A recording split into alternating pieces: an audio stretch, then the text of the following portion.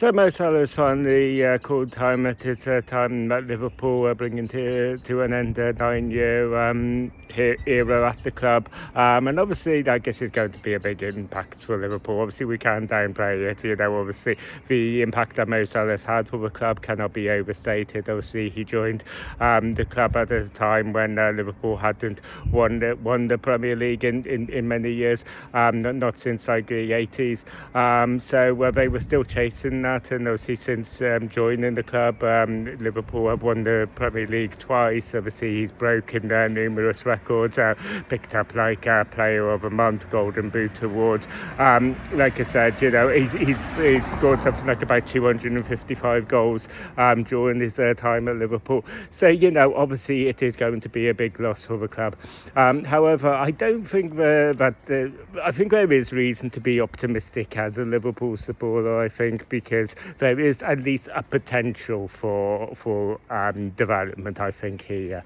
And I think the reasons why I think that is because, like, when we kind of like really break it down and start to kind of like speculate about what could be next for Liverpool and Mo Salah, I think the Saudi Pro League could be like a top contender for Mo Salah. Al Ittihad had basically put in a bid for him back in 2023, I think it was. At that time, they bid like 200 million for him. I hear reports through the grapevine that they're interested in renewing his interest for him. So they're like going to be like a top candidate. Al Qadisiyah, who were basically managed by ex-Liverpool all favourite Brendan Rodgers. He could be a potential candidate. And of course, you're going to have, obviously, I guess, all the European big boys maybe pulling their two pennies worth in as well. So, we could see, the usual suspects, Real Madrid, Barcelona, PSG, Bayern Munich. Heck, I don't even think like you could really rule out Leverkusen at this point potentially as an outsider.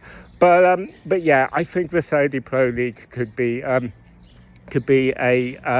firm favourite for if we kind of speculate about maybe where Mo Salah could go next.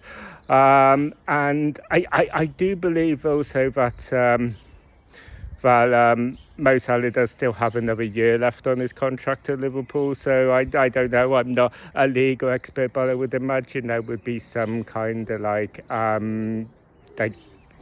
compensation. There would be some sort of loss payout there to kind of like compensate for that, I would imagine, which is another reason why I say that maybe the Saudi Pro League could be like a top contender here, because they could potentially be the only ones that could potentially afford it, maybe. So yeah, who knows? Obviously, we'll have to see. But yeah, I think this is where there is at least a potential for development for Liverpool, because while I don't think that you could just bring in one person into Liverpool who would basically just kind of like replace Mo Salah. Obviously, you can. Like I said, the impact that he's had for the club can't be overstated. However, I do think that for the extortionate amount you would get for him, you could potentially bring in like 2, 3, maybe 4 players in that collectively could just make Liverpool a more solid unit as a team, and I think that is really key for Liverpool, and I think it has been for some time. I mean, as a Liverpool fan, I've had basically the same criticism of Liverpool, like kind of like season out,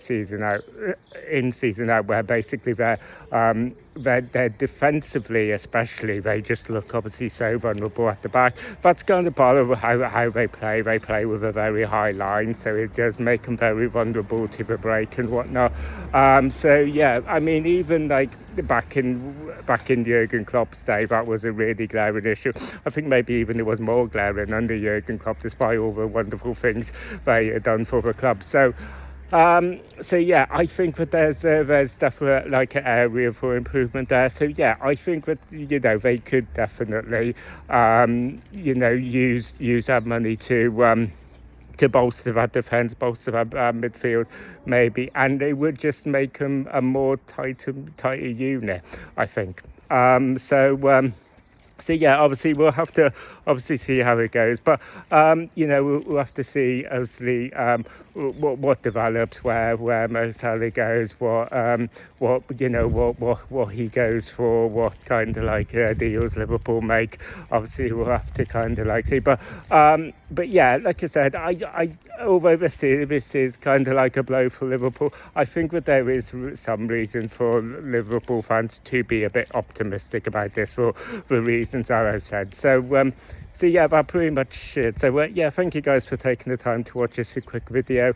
Please feel free to let me know down in the comment section about what your own thoughts on this breaking news is. And yeah, if you enjoyed this video, please don't forget to ring a bell for notifications. Don't forget to like and subscribe, and I'll see you guys in the next video. You guys take care.